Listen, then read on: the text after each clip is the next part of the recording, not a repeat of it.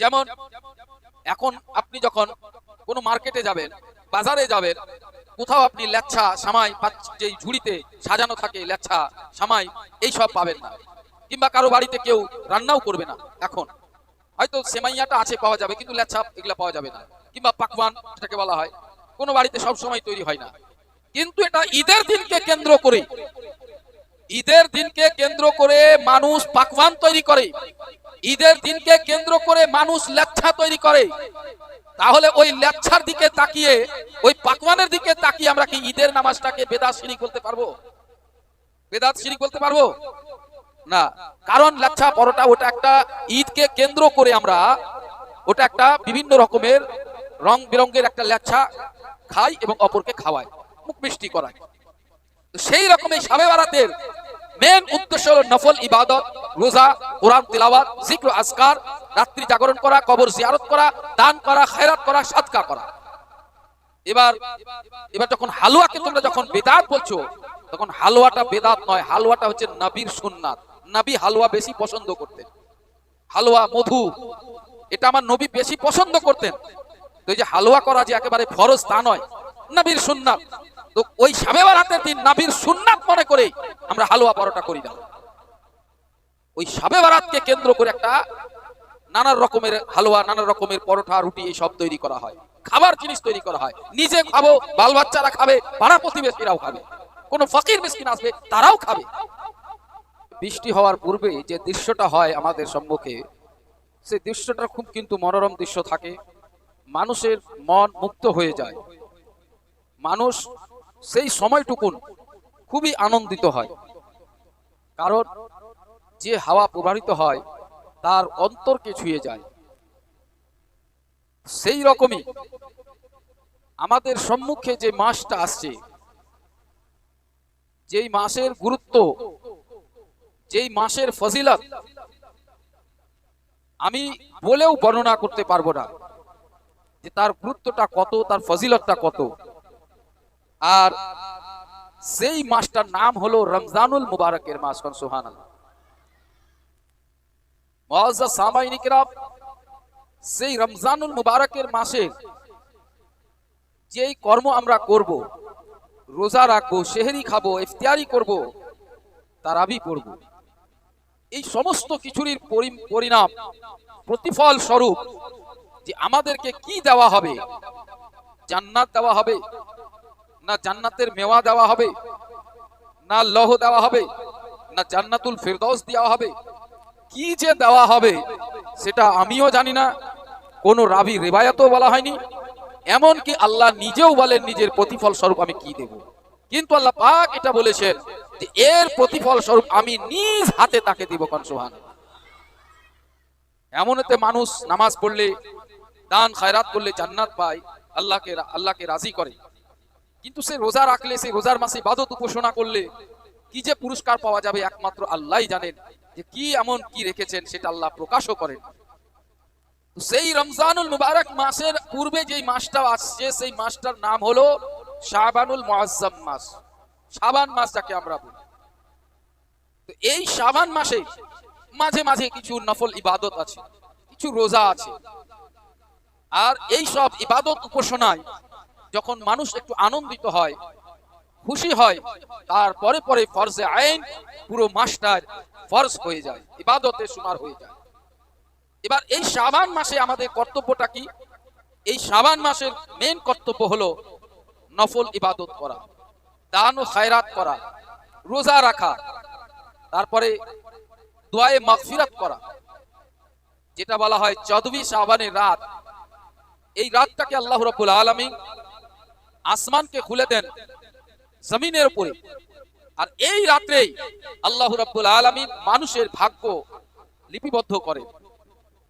এমনকি সারা বৎসর এই পৃথিবীর বুকে কি হবে, কে জন্ম নিবে এই বৎসর, কে মৃত্যু নেবে, কি হবে, এই সমস্ত কিছু লেখা হয়।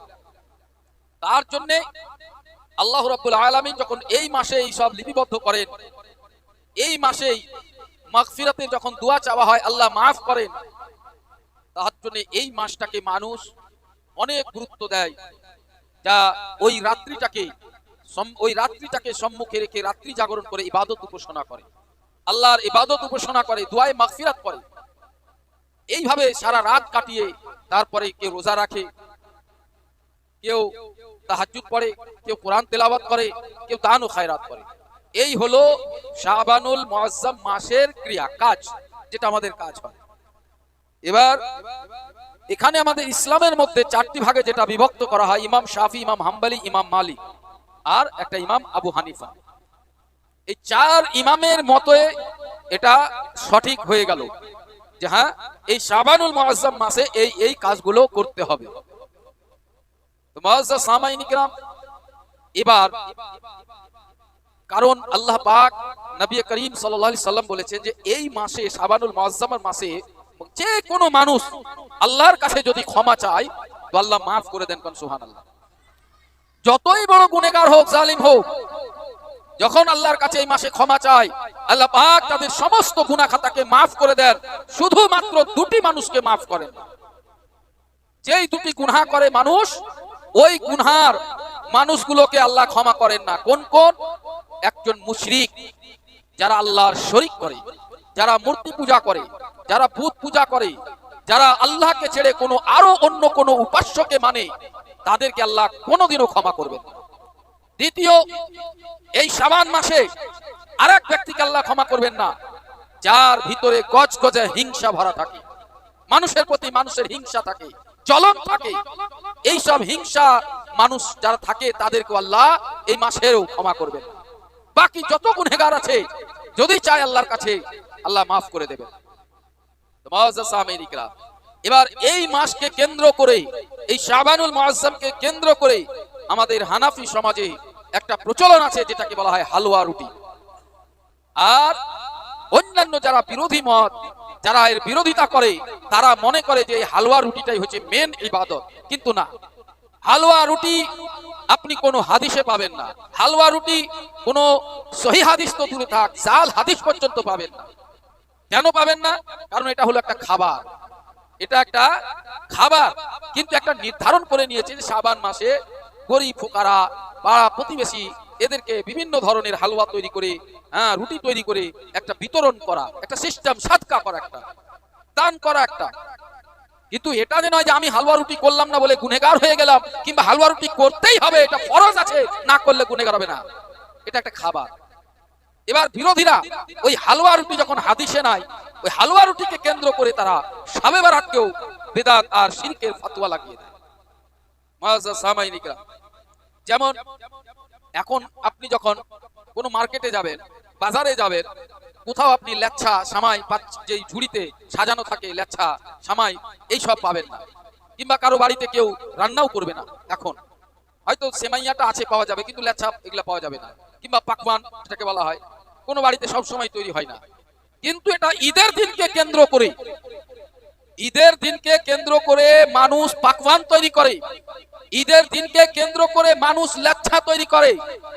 তাহলে ওই লেচ্ছার দিকে তাকিয়ে, ওই পাকওয়ানের দিকে তাকিয়ে আমরা কি ঈদের নামাজটাকে বেদাত শিরিক বলতে পারবো? বেদাত শিরিক বলতে পারবো না।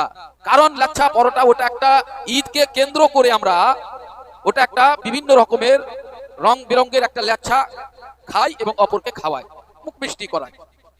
সেই রকমের শবে বারাতের মেন উদ্দেশ্য হলো নফল ইবাদত, রোজা, কোরআন তিলাওয়াত, জিক্র আজকার, রাত্রি জাগরণ করা, কবর জিয়ারত করা, দান করা, খায়রাত করা, সাদকা করা। এবার যখন হালুয়াকে তোমরা যখন বেদাত বলছো, তখন হালুয়াটা বেদাত নয়, হালুয়াটা হচ্ছে নবীর সুন্নাত। নবী হালুয়া বেশি পছন্দ করতেন। হালুয়া, মধু, এটা আমার নবী বেশি পছন্দ করতেন। তো এই যে হালুয়া করা যে একেবারে ফরজ তা নয়, নবীর সুন্নাত। তো ওই শবে বারাতের দিন নবীর সুন্নাত মনে করে আমরা হালুয়া পরোটা করি না। ওই শবে বারাতকে কেন্দ্র করে একটা নানা রকমের হালুয়া, নানা রকমের পরোটা, রুটি এই সব তৈরি করা হয়, খাবার জিনিস তৈরি করা হয়। নিজে খাবো, বাল বাচ্চারা খাবে, পাড়া প্রতিবেশীরাও খাবে, কোন ফকির মিসকিন আসবে তারাও খাবে। মুআজ্জাজ সামিন ইকরাম, হযরতে উমর ফারুক কে চিনেন, আমিরুল মুমিনিন, খলিফাতুল মুসলিমিন, দ্বিতীয় খলিফা হযরতে উমর। একবার খেতে বসেছেন, এমত অবস্থায় তিনার পুত্র বলছে, আমার এই লকি, কদু যেটা বলা হয়, এই কদু আমার পছন্দ না। খালি এই কথাটাই বলেছেন তিনার ছেলে। সঙ্গে সঙ্গে হযরত উমর রাদিয়াল্লাহু তাআলা আনহু তরবাল বের করে নিয়েছেন। এ আমার পুত্র, যদি তোমার জায়গায় আর অন্য কেউ হতো আমি তোমার লল্লাকে উড়িয়ে দিতাম। তুমি বললে কদু পছন্দ নয়, কদু হচ্ছে আমার নবীর সবথেকে প্রিয় খাবার, সবথেকে পছন্দনীয় খাবার। তোমার পছন্দ না, তুমি খাবে না, সেটা ঠিক আছে, কিন্তু তুমি মুখে কেন উচ্চারণ করবে যে কদু আমার পছন্দ নয়? নবী যেটাকে পছন্দ করেছেন, তো নবী তো হালুয়াকে পছন্দ করেছেন। কোন মানুষ, কোন আলেম কোন ফতোয়া দিতে পারবে না যে হালুয়া পরোটা করা ফরজ আছে, হালুয়া পরোটা করতেই হবে, না করলে গুনাহগার, এটা কোন আলেম বলবে না। কিন্তু হালুয়া আমার নবীর সুন্নাত, চাহে শবে বরাতকে কেন্দ্র করে হোক, চাহে এমনি হোক, চাহে ঈদকে কেন্দ্র করে হোক, চাহে বিবাহের অনুষ্ঠানে হোক, চাহে জন্মদিন অনুষ্ঠানে হোক, যে কোনো অনুষ্ঠানে আপনি খান না কেন, খাবার জিনিস হালাল হলেই হবে, হালাল হলেই চলবে। খাবারের দিকে বিরোধীরা খাবারের দিকে কেন্দ্র করে এই শবে বরাতের সমস্ত নফল ইবাদত, রোজা, কোরআন তেলাওয়াত, জিক্র আজকার সবকে বিদআত আর এই শিরকের মধ্যে গণ্য করে দেয়। মুআজ্জাজ সামিঈন ইকরাম, যাই হোক, মঙ্গলবারের দিন দিবাগত রাত্রিতেই রাত্রি জাগরণ, সেটা রাত্রি শুধু জাগলে হবে না, সেই রাত্রিতে নফল ইবাদত করতে হবে। যত পারা যায় নফল রাকাত নামাজ আদায় করতে হবে।